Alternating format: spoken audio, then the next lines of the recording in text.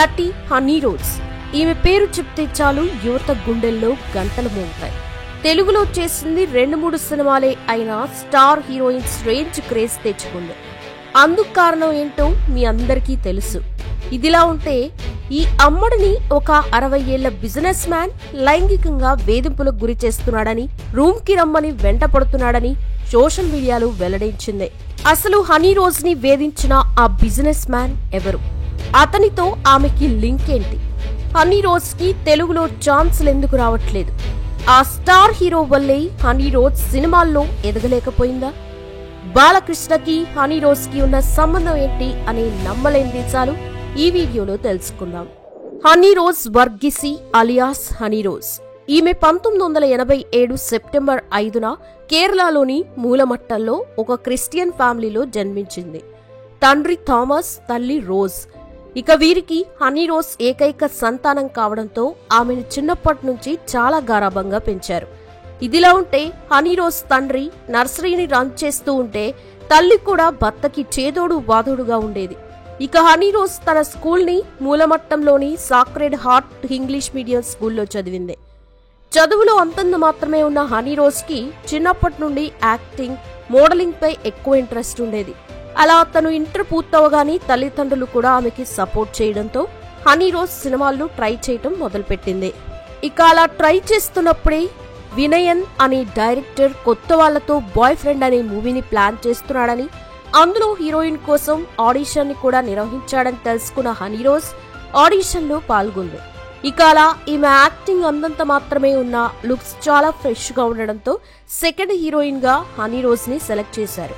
అలా boy friend movie 2005లో release అయ్యి flop అవడంతో ఆ తర్వాత ఆమెకి ఛాన్సులు రాలేదు. ఇక అందుకు ముఖ్య కారణం కాస్టింగ్ కౌచ్ అని చెప్పొచ్చు. అలా 2 ఇయర్స్ ట్రై చేసినా మలయాళంలో ఛాన్సులు రాకపోయేసరికి తనకి వేరే దారి లేక తన మకాన్ని తమిళ ఇండస్ట్రీకి మార్చేసి అక్కడ కూడా ట్రై చేయగా విజయ్ కజిన్ అయిన విక్రాంత్ తో మొదలు కనవే అనే మూవీలో హీరోయిన్ గా చేసి ఛాన్స్ వచ్చింది. అలా ఈ మూవీ 2007లో రిలీజ్ అయ్యి ఫ్లాప్ అయిన హనీ రోజ్ తెలుగులో శివాజీ యాక్ట్ చేసిన ఆలయం మూవీ ద్వారా తెలుగులోకి అరంగేటం చేసింది. ఇక ఈ మూవీ కూడా రిలీజ్ అయ్యి ఫ్లాప్ అవడంతో కన్నడలో అజంతా, నంజనగూడు, నంజుడా అనే మూవీస్ లో పాటు మలయాళంలో సౌండ్ ఆఫ్ బూత్ అనే మూవీని చేయగా ఆ మూవీస్ అన్ని బ్యాక్ టు బ్యాక్ రిలీజ్ అయ్యి ఫ్లాప్ అయ్యాయి. దీంతో హనీ రోజ్ కి ఏం చేయాలో తెలియని పరిస్థితిలో పడింది. అలా కొంతమంది మేనేజర్స్ తో తనకి పెరిగిన పరిచయం కారణంగా తనకి సింగం పులి, ఉప్పు కందం, బ్రోతన్, ముల్లుకట్టు అనే మూవీస్ ని చేసినా ఎటువంటి ప్రయోజనం లేకపోవడంతో హనీ రోజ్ తన సినిమా కెరియర్ కి ఫుల్ స్టాప్ పెట్టాలనుకుంది. ఇక ఇండస్ట్రీలోని కొంతమంది ఈమెకి సలహాలిస్తూ ఇండస్ట్రీలో ఎదగాలంటే బ్యాక్గ్రౌండ్ ఉండాలని, లేదంటే హీరో, డైరెక్టర్, ప్రొడ్యూసర్ సపోర్ట్ ఉంటేనే సాధ్యమని చెప్పడంతో హనీ రోజ్ కి జయసూర్యతో పెరిగిన మంచి పరిచయం కారణంగా త్రివేంద్రం లాడ్జ్ అనే మూవీలో ఈమె హీరోయిన్ గా చేసే ఛాన్స్ వచ్చింది. ఇక ఈ మూవీ 2012లో రిలీజ్ అయి హిట్ అవడంతో మళ్లీ వీరిద్దరూ కలిసి హోటల్ కాలిఫోర్నియా అనే మూవీ చేయగా ఆ మూవీ కూడా రిలీజ్ అయ్యి ఓకే టాక్ తెచ్చుకుంది. ఇక అలా హనీ రోజ్ జయసూర్యతోనే థ్యాంక్ యూ, అంజీ సుందరికల్, కుంభసారం అనే మూవీస్ చేస్తూ వీరిద్దరూ క్లోజ్ గా ఉండేవారు.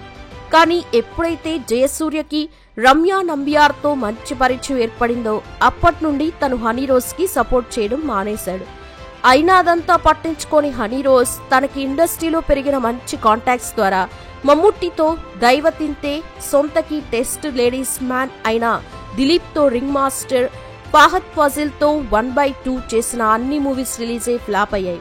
ఇక ఆ మధ్యలో వరుణ్ సందేశ్ తో ఈ వర్షం సాక్షిగా అనే మూవీలో సెకండ్ హీరోయిన్ గా చేసిన ఆ మూవీ వల్ల ఈమెకి ఎటువంటి ప్రయోజనం కలగలేదు. అలా తాను 2005లో ఇండస్ట్రీలో తన జర్నీని స్టార్ట్ చేసిన 2019 వరకు కూడా ప్రాపర్ సక్సెస్ లేకపోవడం, తన యాక్టింగ్ పై కూడా చాలా విమర్శలు ఎదుర్కోవడంతో హనీ రోజ్ తన లుక్ ని మార్చుకోవాలనుకుంది. ఇక అలా 2 ఇయర్స్ బ్రేక్ తీసుకున్న హనీ రోజ్ లిప్ సర్జరీ, జా surgery, but implant, breast implant అనే ప్లాస్టిక్ సర్జరీని చేయించుకొని మోహన్ లాల్ యొక్క బిగ్ బ్రదర్ మూవీలో రీఎంట్రీ ఇచ్చింది. ఇక ఆ మూవీలో ఈమె లుక్ ని చూసిన వారందరూ ఒక్కసారిగా షాక్ కి గురై హనీ రోజ్ ని ప్లాస్టిక్ డాల్ అని పిలవడం మొదలుపెట్టారు. అయినా అదంతా పట్టించుకొని హనీ రోజ్ మోహన్ లాల్ తో తనకి పెరిగిన పరిచయం కారణంగా మోన్స్టర్, ఇట్టిమని అనే మూవీస్ చేస్తూ మోహన్ లాల్ చెప్పే మూవీస్ మాత్రమే చేస్తూ ఉండేది. ఈ క్రమంలోని బాలయ్య మోహన్ లాల్ నటించిన మోన్స్టార్ మూవీని చూడగా అందులో హనీ రోజ్ అందానికి ఫిదా అయి ఆమెతో యాక్ట్ చేయాలనుకున్నాడు. ఇక అందుకు మోహన్ లాల్ ఒప్పుకోకపోయినా ఎలాగైనా తెలుగులో తన సత్తా చాటుకోవాలన్న హనీ రోజ్ మోహన్ లాల్ కి తెలియకుండా వీరసింహారెడ్డి మూవీకి సైన్ చేసింది. ఇక ఈ విషయం మోహన్ లాల్ కి తెలిసి మలయాళంలో అప్పటి నుండి సపోర్ట్ చేయడం మానేసి తన నెక్స్ట్ మూవీ అయిన మలైకోట వాలిబన్ లో సలాలి కులకర్ణిని హీరోయిన్ గా తీసుకున్నాడు. ఇదిలా ఉంటే హనీ రోజ్ బాలకృష్ణతో కలిసి వీరసింహారెడ్డి మూవీ చేయగా తెలుగులో తన లుక్ కి చాలా మంది ఫ్యాన్స్ గా మారారు. అలాగే ఈ మూవీ రిలీజ్ అయి హిట్ అయినా ఆ తర్వాత ఈమెకి ఛాన్సులు రాలేదు.